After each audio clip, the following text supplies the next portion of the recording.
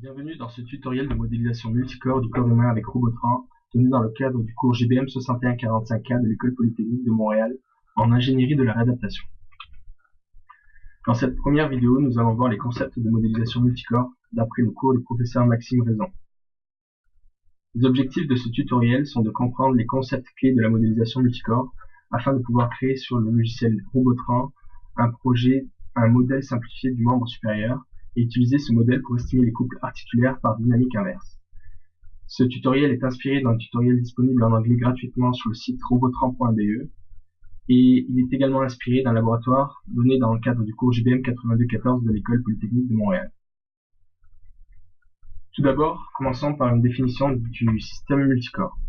Donc, le concept de système multicorps est utilisé en mécanique du solide, pour modéliser le comportement dynamique des corps rigides et ou flexibles, connectés les uns aux autres par des liaisons mécaniques. Chacun de ces corps décrivant des grands déplacements à la fois en translation et en rotation. Donc, il y a trois concepts clés, c'est le concept de système multicorps, le concept de corps et le concept de liaison mécanique. Donc, un système multicorps est un ensemble de corps reliés entre eux par des liaisons mécaniques.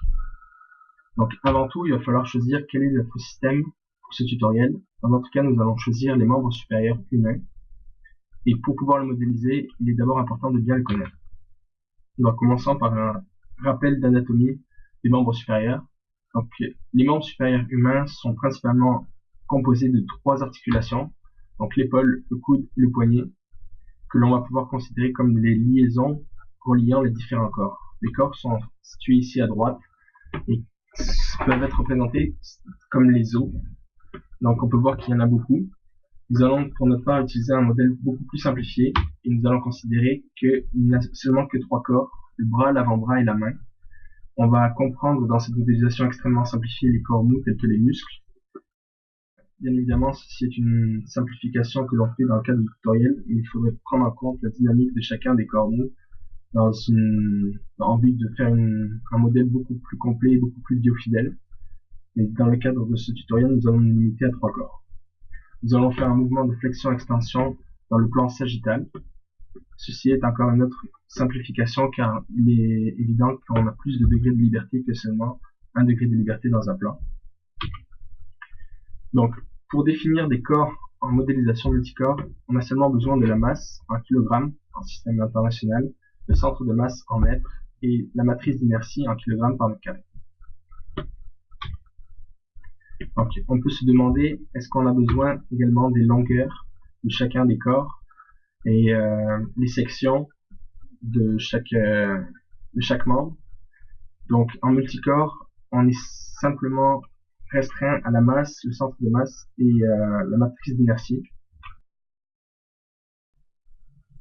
En réalité, la matrice d'inertie va comprendre toutes ces données-là. On peut voir les moments d'inertie dans cette matrice A, B, C, selon les trois axes X, Y, Z, et les produits d'inertie selon le plan. Bien entendu, il est quand même important de connaître les longueurs, connaître la distance entre chacun des corps. Donc on peut voir ici qu'il y a le bras, l'avant-bras et la main qui ont été séparés pour bien voir en vue exposée. Donc il y a un autre concept qui est important ici, c'est les points d'ancrage. En fait, les points d'ancrage permettent de définir la distance entre un premier corps et un deuxième. Le corps du bras, par exemple, est entièrement défini par sa masse, son centre de masse et sa matrice d'inertie. Et pour lui dire à quelle distance se trouve le prochain corps, il faut utiliser un point d'ancrage qui va donner un offset par rapport à ce premier corps. Et ce point d'ancrage sera ensuite confondu avec ce deuxième corps, qui est ici l'avant-bras, et ainsi de suite pour la main. Donc, comme on a dit, les paramètres qui sont vraiment importants pour définir un corps en modélisation multicorps, la masse, le centre de masse et la matrice d'inertie. Ces paramètres sont appelés des paramètres inertiels segmentaires, PIS, et Body Segment Inertial Parameters en anglais pour la revue de la littérature en anglais. Donc, pour trouver ces paramètres, il y a plusieurs façons. D'abord, on peut utiliser des tables anthropométriques, souvent issues de données cadavériques, par exemple de Levin en 96, Winter en 90 et Zetsorsky et al. En 1990. D'autres utilisent des équations de régression. D'autres encore utilisent plusieurs tables en pondérant chacune des tables. Et d'autres enfin utilisent des modèles géométriques tels que Hatze en 1980 et Jeden en 1990. Nous pouvons voir dans cette table qu'il y a encore d'autres techniques basées sur la photographie, issues de Williams et Hall 2013. On peut voir les différentes précisions et les différents temps requis pour déterminer ces paramètres inertiels. Toutes ces données sont également issues de regroupement qu'a fait Maria Lackland-Mager en 2014. Nous avons défini les corps, maintenant il faut définir les liaisons. Donc on les dénombre au nombre de 3, l'épaule, le coude et le poignet, et elles sont situées dans le plan sagittal. Donc l'axe de rotation est normal à ce plan, mais il va falloir définir le système de coordonnées pour pouvoir définir chacune de ces 3 liaisons. Dû à la complexité des mouvements du corps humain, il est important de bien choisir le système de coordonnées adapté à l'étude. En effet, comme l'expliquent De Haelen et Bayeux dans leur livre de référence, il faut être capable de décrire de manière mathématique les positions des mouvements des différents corps. Les coordonnées généralisées représentent toutes les variables qui permettent de configurer un système multicorps de façon claire et univoque. Par exemple, les angles ou les positions relatives. Les coordonnées généralisées englobent donc les coordonnées absolues, les coordonnées relatives, les coordonnées naturelles, qui ne seront pas présentées dans ce tutoriel. Donc, ces coordonnées généralisées peuvent nous être utiles, par exemple, lorsque l'on connaît les paramètres inertiels expliqués précédemment, et les coordonnées généralisées, donc les positions. On peut en déduire les efforts internes par dynamique inverse. Ceci est exactement ce que l'on va faire dans le cadre de ce tutoriel. Donc, on va estimer les paramètres inertiels. On a déjà mesuré les coordonnées généralisées à l'aide de caméras 3 dimensions, et nous allons en déduire le coût particulier au niveau du coude. On peut aussi déduire ces coordonnées généralisées à partir des paramètres inertiels et des efforts internes lorsque ceux-ci sont connus.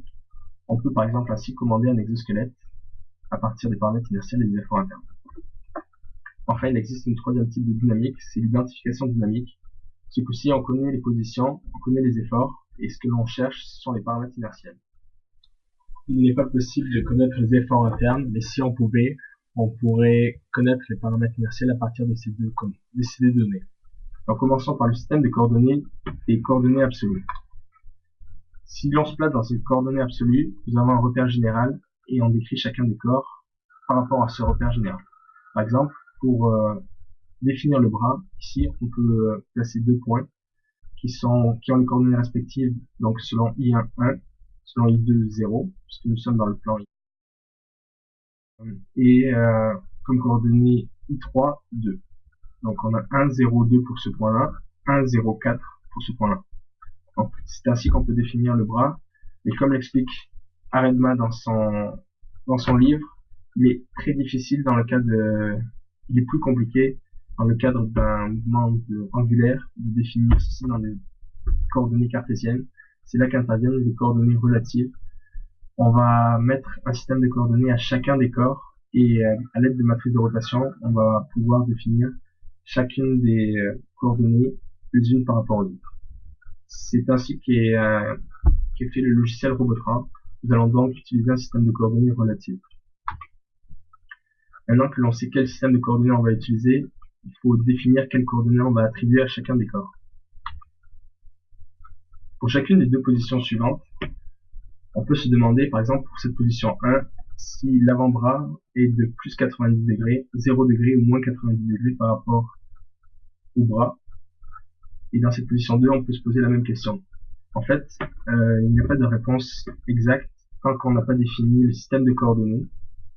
Aucune de ces réponses est vraie et aucune de ces réponses est fausse tant que l'on n'a pas fait ce choix de coordonnées. Cette étape est vraiment primordiale dans la modélisation multicorps. Il faut avant de commencer la modélisation sur Robotran définir quel est le système de coordonnées. Donc on va voir 2 exemples. Premier, on part comme la position 2 comme position initiale. Donc on va aligner tous les repères par rapport à cette position. On va mettre tous les axes I1 alignés. Et donc cette position est la position initiale. Et lorsqu'on va faire en extension complète, on va voir que ce repère lié à l'avant-bras va tourner dans ce sens. Donc dans le sens trigonométrique négatif, on pourra donc dire que la position 2 est à 0 degré. L'avant-bras est à 0 degré par rapport au bras. Et la position 1, l'avant-bras est de moins 90 degrés par rapport au bras. Dans ce deuxième exemple, on part avec le bras dans une extension complète. Et on va aligner les repères encore une fois. Et ce coup-ci, lorsqu'on se place dans la position 2, on remarque que les repères ont bougé de plus 90 degrés dans le sens trigonométrique. Donc l'avant-bras et la main auront plus 90 degrés par rapport au bras. Maintenant que l'on a vu comment on a créé, comment on a défini le corps, comment sont définies les liaisons avec le système de coordonnées, on va utiliser les données de départ suivantes pour faire la modélisation sur Robotron. Donc ici on a simplifié la matrice d'inertie, il faudra l'estimer selon le cas. On a utilisé ici une matrice d'inertie pour un cylindre d'axe Z, donc axe I3, ce qui est le cas d'après notre choix. On va considérer que le bras est un cylindre d'axe I3 avec une matrice d'inertie 0.0.0.06. La matrice d'inertie de l'avant-bras est bien sûr plus petite et la matrice de la main encore plus petite. Ces données vont être utilisées dans la prochaine vidéo pour la modélisation sur Robotron.